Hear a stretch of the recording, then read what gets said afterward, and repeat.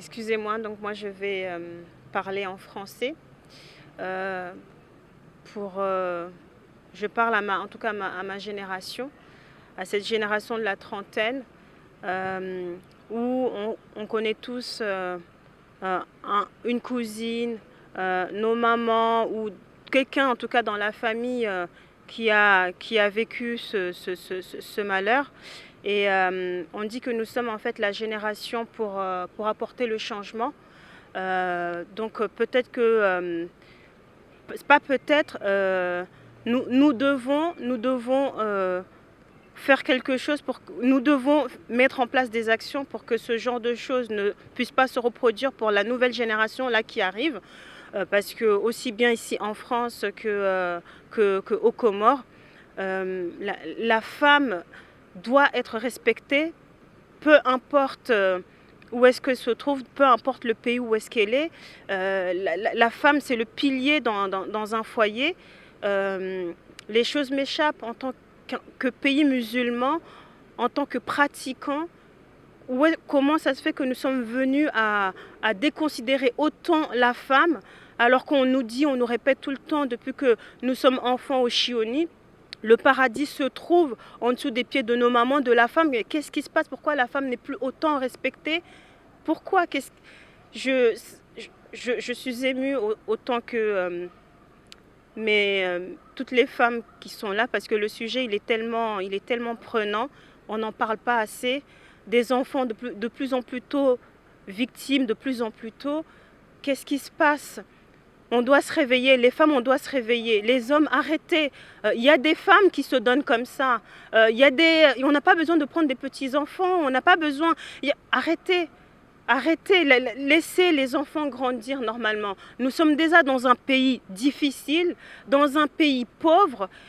On peut pas aujourd'hui disséminer la génération future par des choses sales. Nous sommes musulmans avant tout. Respectons notre religion. Respectons notre Dieu. Ce sont des choses qu'on n'a pas le droit de faire. Donc, on doit arrêter de battre la femme de cette manière. J'ai l'impression que peut-être qu'il faut faire comme ici en France, hashtag balance ton porc. Parce qu'il est temps que ce genre de choses s'arrête aussi bien au pays, dans les familles. Arrêtez les mamans là. Quand vous êtes avec des beaux-pères, des oncles, arrêtez de laisser toujours vos enfants comme ça. Parce qu'en plus, quand ils viennent vous dire la vérité, vous ne les écoutez pas. Parce que celui-là, quand il dit quelque chose, qu'un tonton, un papa ou un frère a fait quelque chose, non, vous n'écoutez pas. Croyez en vos enfants.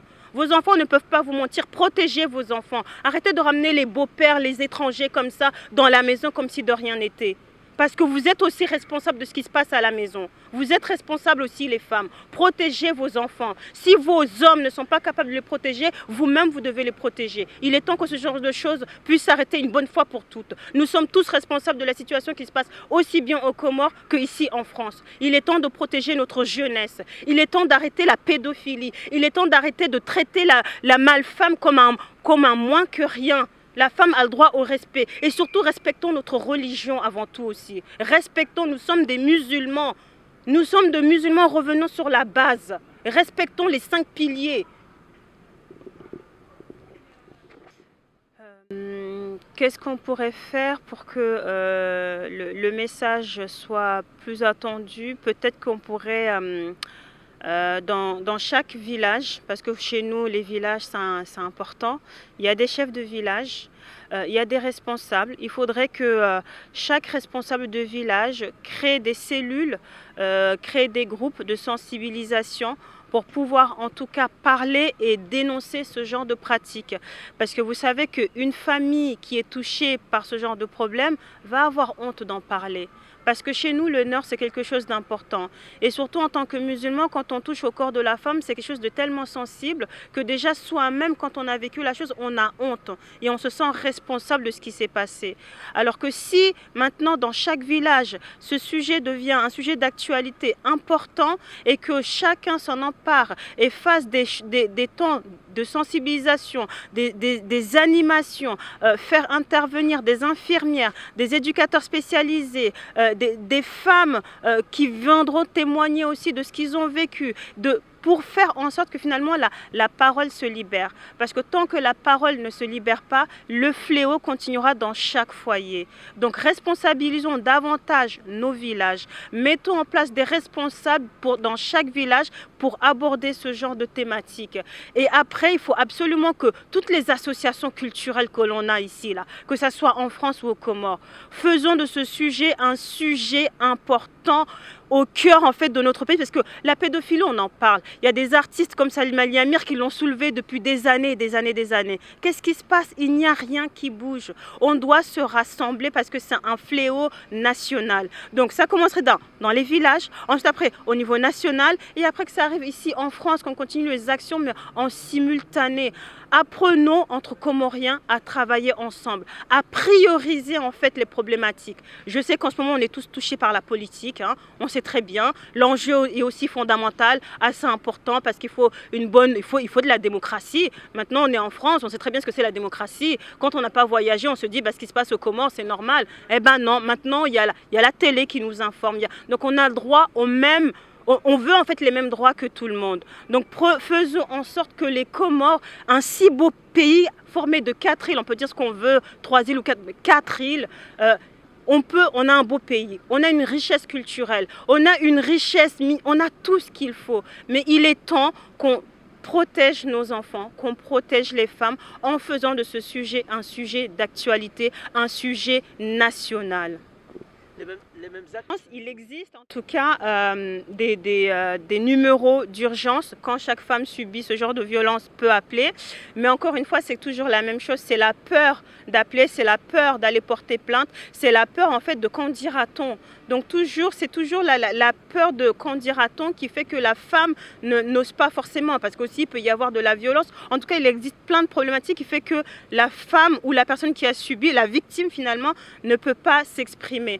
Donc, mais il existe des plannings familiales, il existe des centres sociaux de maisons de quartier, il existe la mairie, il y a un service social à la mairie. Il y a, en fait, en France, les structures dans ce secteur, il y en a tellement. Donc nous devons peut-être ici, enfin pour les Comores, on doit peut-être s'inspirer de ce qui se passe ici en France pour essayer de prendre quelques exemples et essayer de pas de le faire exactement de la même manière, mais de le faire en fonction aussi de notre environnement. Parce que ici c'est la France et là-bas c'est les Comores.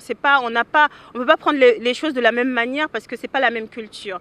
Mais il existe des choses ici qui fonctionnent assez bien et qu'on peut remettre aussi dans notre pays. Donc ici, on peut aller à la police.